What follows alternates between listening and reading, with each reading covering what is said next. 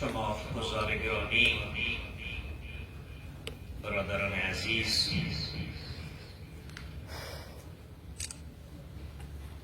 حاجی‌های عزیز که اسم مبارکش رو نمی‌دانم و خواهران و مادران و مسئولین کتابخانه و سالن مطالعه فرتو،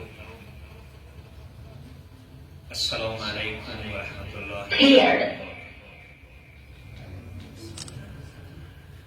اگرچه امروز مناسبتش برای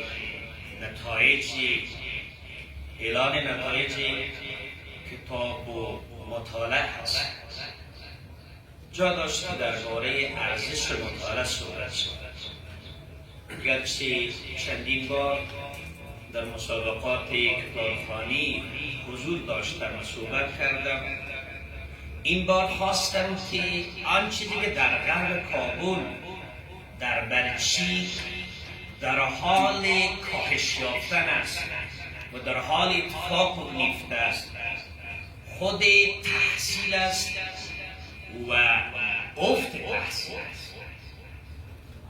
یعنی نقطه ای که برد مردم، نقطه ای که با هیچ قومی، با هیچ دینی، با هیچ آیینی، با هیچ مذهبی مشکل نداشت آموزش و پرورش و طلب علم و کسب علم.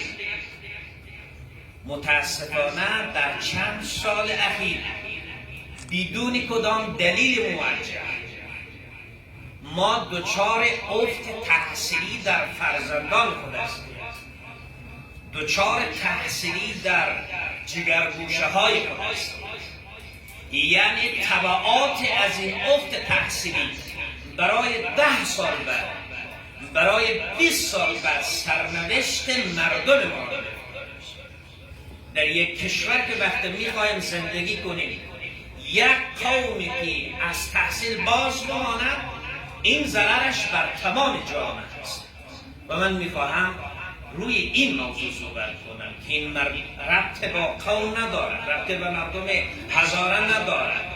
ممکن است افت تحصیلی در گوشه گوشه از جهان اتفاق بیفته. افت تحصیلی چی است؟ 3 نکته دارد تا ما بگوییم که دچار افت تحصیلی شدیم. هر زمانی که یک دانش آموز ما، یک محصل ما، یک کسی که میخواید در مسیر فراگیری علم و دانش داشت، اگر عملکرد درسی ضعیف داشت، یعنی ما دچار افت تحصیلی هستیم. مثلا امسال اگر ما نسبت به سال قبل، نسبت به سمستر قبل، نسبت به ماه قبل نمرات ما اگر پایین آمد، معناش است که ما دچار عملکرد ضعیف درسی هستیم و این خطاب میشه به عنوان یک افت تحصیلی. آنچه که به عنوان یک مدرس کانکور است، از تمام مکاتب خصوصی یک آمار گرفته، تمام نمرات چهارنامه ماهه امسالی که ما زندگی میکنیم 403 نمرات پایین آمده.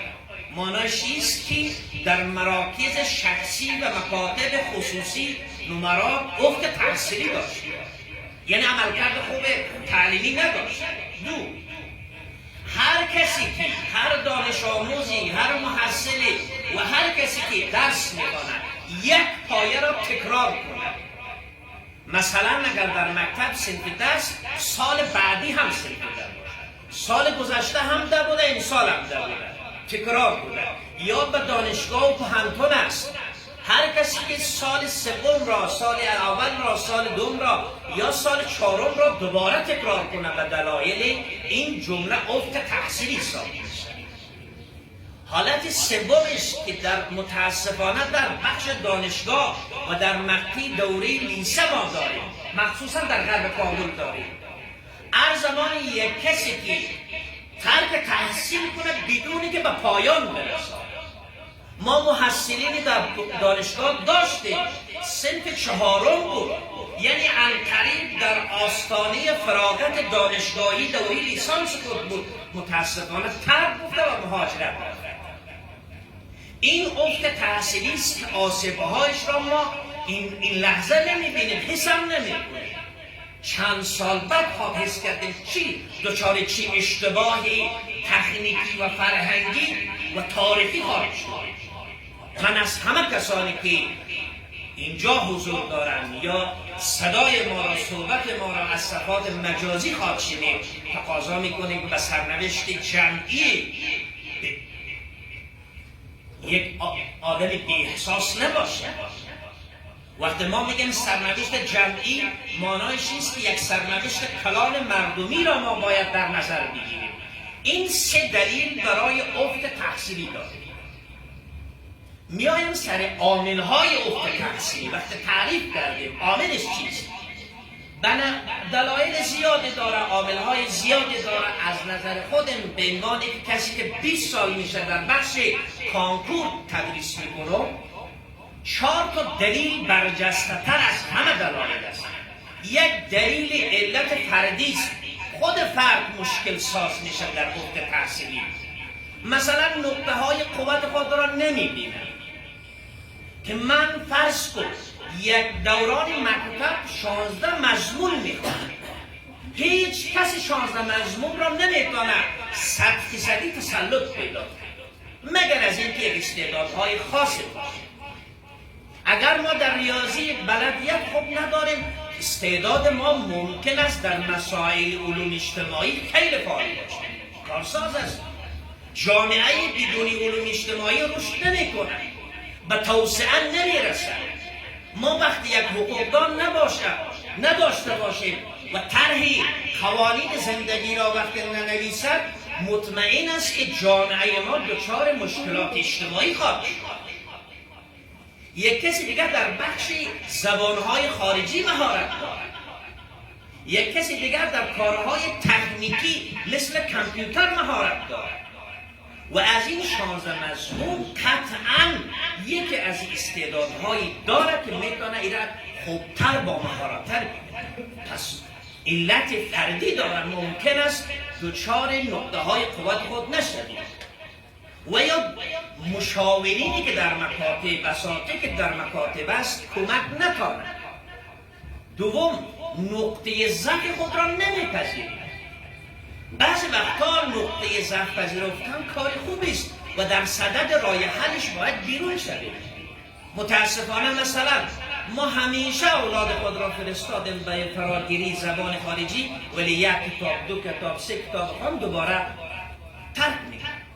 فامیلش بدونی که توجه کنن، بدونی که تشویق کنن، رهایش میده. شاید اما هزینه هایی که کتاب های خارجی، زبان خارجی کم کم به سمت بالا بره، کمی هزینه بر شود، چشم پوشی میکنه خانواده متاسفانه. ولی برای خرجی که 20 نفر یک جا میکنه، کدام دلیل خاص هم نداره، مهمانی های رنگارنگ تولید ترویج میکنه و برگزار میکنه، هر چی که هزینه است هیچ عضو خانواده اعتراض نمیکنه. وقتی فرزندشان برای ادامه تحصیلشان هزینه داشت، همیشه شکوه میکنه دیگه پول در خانه نیست. ولی فردا سعی کنه که همه چیز داره. موبایل های بسیار گران قیمتی لمسی داره و همه موبایل ها دارای فعال کردن این بسته های اینترنتی است که خودش هزینه بر است، ولی برای ادامه تحصیلش فرزند خود را کمک نمیکنه. موضوع سوم، ممکن است علت فردی شمی باشه که مهارت مطالعه نداشته باشه. همین کتابخانه ها سمینارهای برگزار میکنن، من در جریان هستم که مهارت های مطالعه بالا میبرن. مثلا یک نفر 20 صفحه میخونه، متوجه اسلام نمیشه چی میخواد. این معنیش این که ضعف مهارت مطالعه داره، یا زمانی که میخوانن میفهمن ولی حفظ نمیکنن، مشکل تقویت حافظه داره.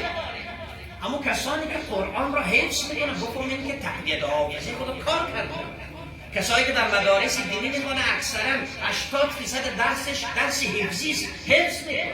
ما نسل نویدی داریم که یک صفحه A4 برایش میتیم، برای یک هفته اون حفظ نمیکنن. اینا دچارهای مشکلات فردی و شخصی است.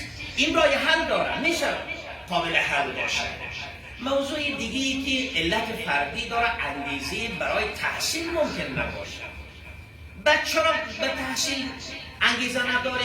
ما هر کس در یک تحولات سیاسی که در یک جامعه پیش میاد صاحب نظر میشه. مثلا در مجالس ختم قرآنی که هر هفته بسیار مروجه در قلب کابل، در مجالس خانه همه گپ میزنه که تحصیل به درد نمیخوره. اونایی که تحصیل کردن در کجا رسیدن؟ من میگم رسیدن. همین بزرگوارایی که در همین تحولات آخر همهشون خارج رفتن، فقط یک چیز داشتن، اسناد مدارک تحصیلی و کارمند اداری سابقه دولتی. این استفاده کرد. تویی که تحصیل نکردی و نسوارم زدی، تو چه کار کردی؟ کسی که تحصیل نکرده بر جامعه چقدر مؤثر و تاثیرگذار بوده که امروز نسل جوان را میگن که کسانی که تحصیل میکنن. این ترویج واقعا انگیزه تحصیلی را از نسل جوان ما میگیره. بخوایم نخوایم افرادی که در کنار ما زندگی میکنه تاثیرگذار است. بفهمیم نفهمیم، اینا اگر سواد بالا نداره، بین بین کردن اینها بالای ما تاثیر میکنه. هر چقدر کوشش کنیم نمیتونیم از نظرات کسانی که در اطراف ما زندگی میکنن به نحوی ارتباط داره، یا برادر ماست یا خواهر ماست یا مادر ماست یا قارب نزدیک ماست، هر قضاوتش و هر حرفش بالای حرکت ما تاثیرگذار است، بالای تصمیم گیری ما تاثیرگذار است. چیزی دیگه که نداریم به خاطر هدف است. راست است پدر من و پدر اکثر کسانی که در قلب کابل زندگی میکنند تجربه حکومتداری را نداره که بگوید بری تحصیل به درد میخوره به خاطر یک سابقه‌ای که در حکومت داره. منی که قدرتمند بودم این از بابت تحصیل. شما اگر تحصیل نکنین هرگز صاحب قدرت نمیشین و اگر صاحب قدرت هم شوین دوامدار نمیشین.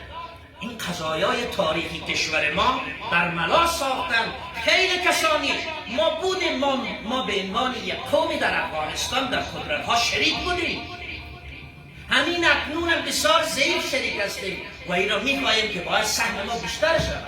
ما تجربه های شکست شوروی را داریم، ما تجربه های جنگ های داخلی را داریم، ولی متاسفانه سطح سواد بلند نداشتیم که بمانیم به قدرت.